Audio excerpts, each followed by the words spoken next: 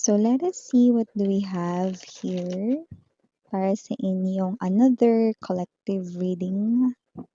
Just take only what resonates, okay? Archangel Michael, maraming salamat, Angel guides. Can we get messages right here? Clear messages po. Yung hindi na kailangan na interpret ni Miss Yan ng mas malalim. Demanding yung reader. So, thank you so much, Archangel Michael, Guardian Angels ni Collective, and even ancestors nila. Thank you so much.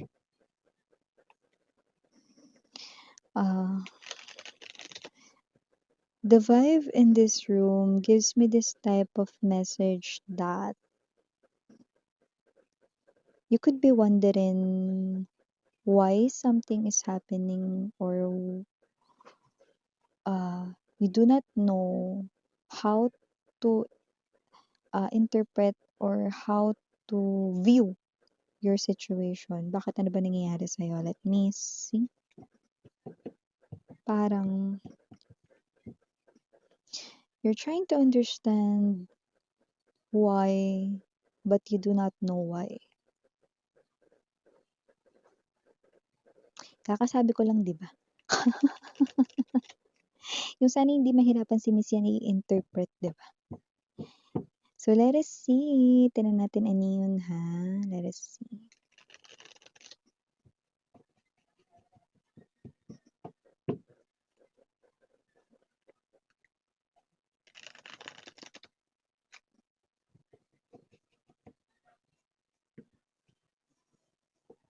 Okay.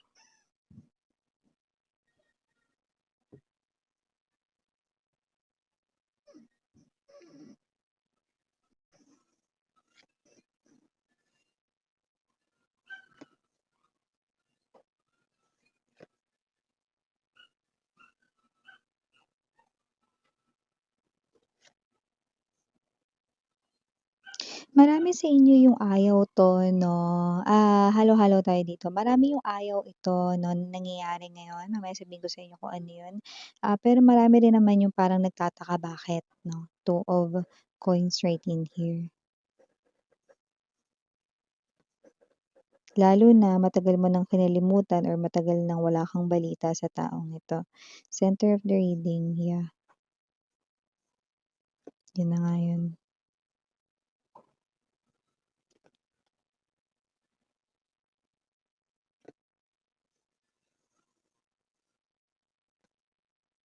Oh, Emperor in reverse, look at that. Emperor in reverse. Bottom of the deck, King of Swords, Ten of Wands, and the Moon.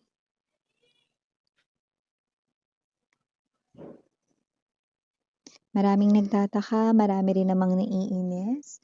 Kasi kung sino man 'to 'no, ang tagal mo nang walang balita sa tao na 'yan or matagal mo nang kinalimutan 'no or sinara, you've already cut off 'no, yung tao na 'to sa buhay mo, and I do pick up 'no, na madalas mo siyang napapanaginipan 'no, nitong mga nakaraan 'no, and ayaw mo nun, okey? Pero bagay na hindi mo maiiwasan 'no, and you are like, bakit ko napapanaginipan 'tong tao na 'to, ayoko napapanaginipan siya, 'yan ganito ganyan 'no, 'yun yung iniisip mo 'no, and dun sa panaginip na 'yun 'no, ang lungkot-lungkot niya because yeah, that is definitely the real energy of that person.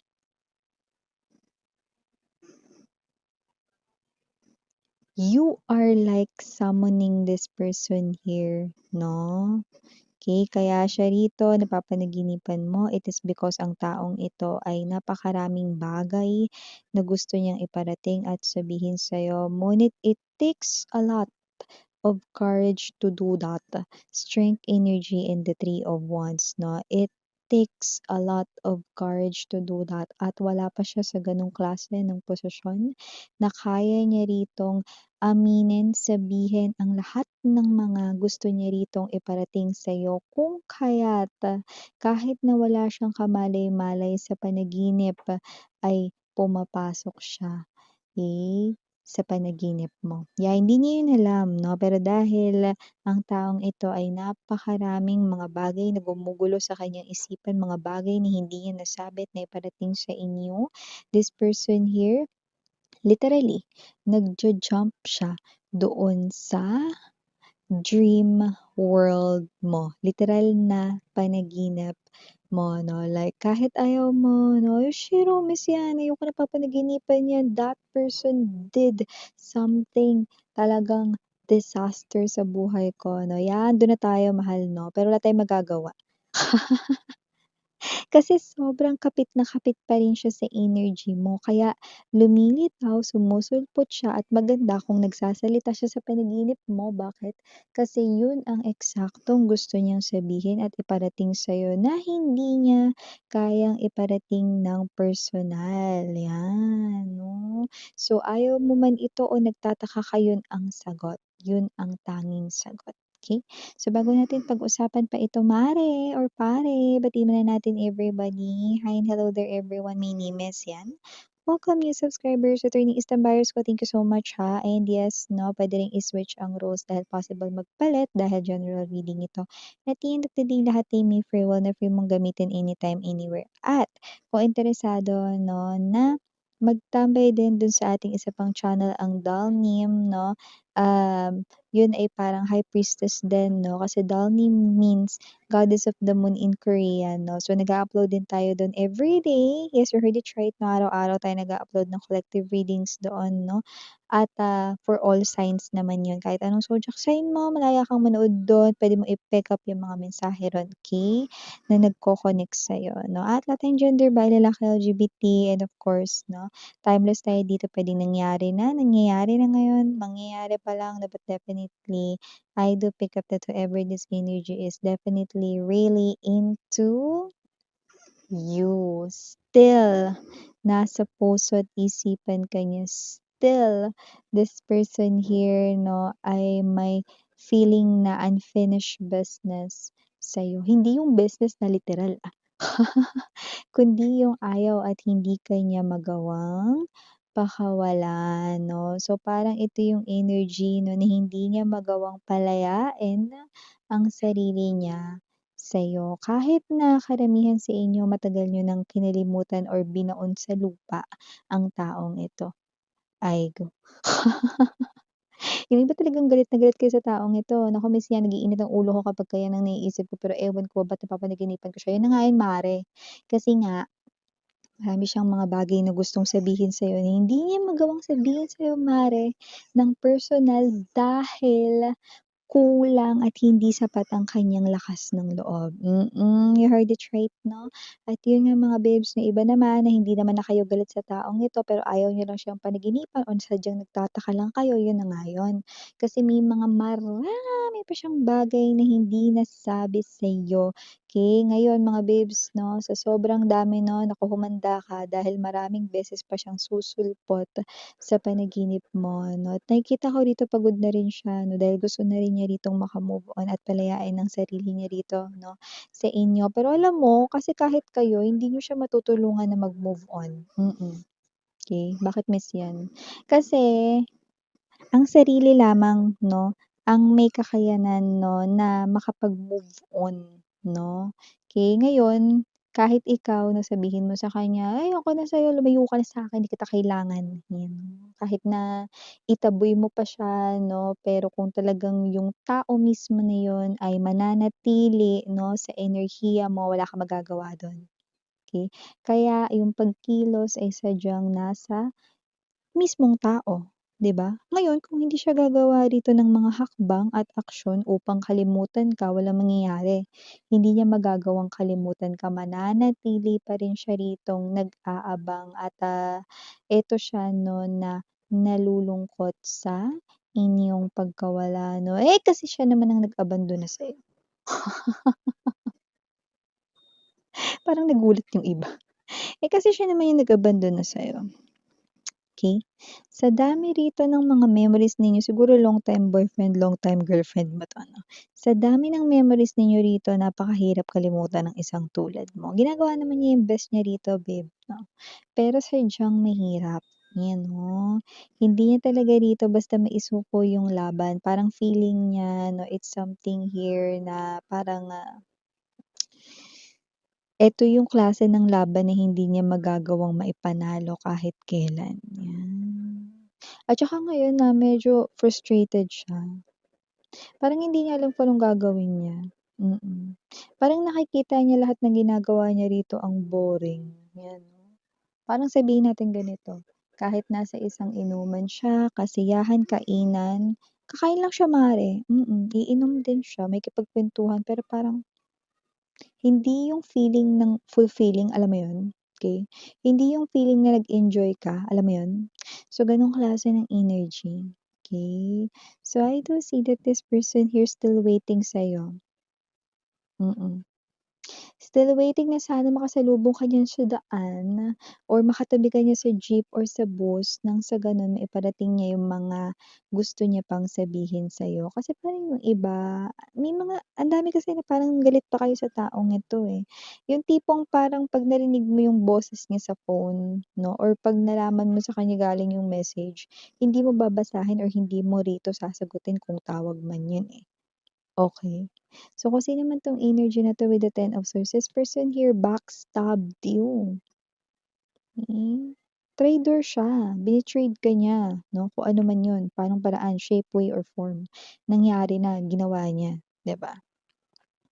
So, I do see that this person here 'no, okay, actually parang nagiging mabait pa nga si universe sa kanya na ipaparating ang mga mensahe niya rito kasi kung nagsasalita siya at humihingi ng dispensa, tawad sa'yo sa panaginip mo, then mare 'no or pare, yun na nga yun. Yun talaga ay isa sa mga bagay na gusto niyang sabihin sa'yo. 'Yan. So, kung sino man 'to walang lakas ng loob, Emperor in reverse, walang lakas ng loob na humarap sa'yo, hindi niya kayang ipakita yung face card niya sa'yo. Ang taray may face card. Kaya kung sino man 'tong energy na 'to na matatagalan pa yung personal na talagang ano, kakausapin ka niya matatagalan pa yun 'no, pero mas dadalas yung napapanaginipan mo siya. Iba naman, ang tagal mo siyang hindi napanaginipan, tataka kayo bakit. Kasi yun nga yun, marami siyang gusto pang sabihin at hindi pa napaparating sa inyo. Kaya yan yung nangyayari ngayon na wala rin siyang alam diyan, Kaya malinaw tayo dun, wala siyang alam diyan. Okey, na ganyan yung nangyayari rito. Okay, this person's energy is still kumakapit na parang sheer or panda sa'yo, okay? Kasi nga nakikita ko rito 'no, na yung bagay na ginawa niya dati ay sobrang pinagsisisihan niya ngayon. Ten of Wands energy, gusto niya ng matapos itong paghihirap na ito pero hindi niya alam paano, Moon card energy.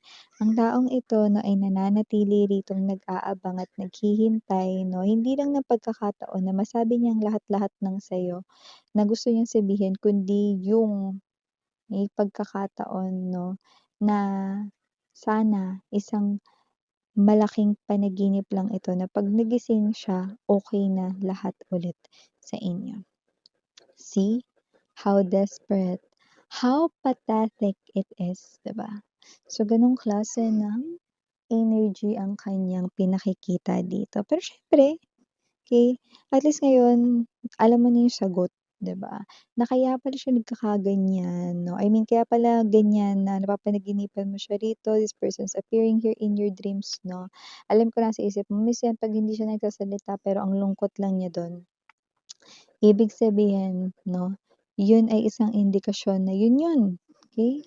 How you interpret it, yun yun. Ibig sabihin, if that person looks sad in that dream, then definitely, he's definitely sad. Okay? Ngayon. Okay?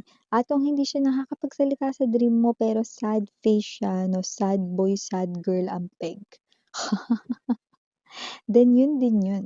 Because ibig sabihin, hindi niya pa rito magawang mabuo or ma-fill in yung courage niya to talk to you and to tell you ng live, taray live, yung lahat ng gusto niyang sabihin at iparating. Pero ang dami. Because swords here being displayed, no? Swords and emotions, feelings, okay? Yun ang nilalaman ng mensahe niya. Okay? But it's totally up sa'yo. Okay? Yan. At least, nabigyan ng kasagutan dito. No? Kung bakit mo napanaginipan or napapanaginipan at mapapanaginipan ang taong ito. Initials na tayo. Capital letter M, capital letter T, capital letter E. Oh, yung capital letter E, pwedeng dalawa yung capital letter E, ah. Just take only what resonates, okay? Capital letter S, capital letter R, and capital letter Y. And for other letters might not be capital, we have here K. P, B as in boy, E, yan o, may small letter E din tayo dito, no? And last but not the least, C na small. So, yan mga babes, ito yung mga mensahe right here for you. Again, I'm Yuriana, only for the girls in Yana, Luna for the boys. Sarang love and light. Annyeong.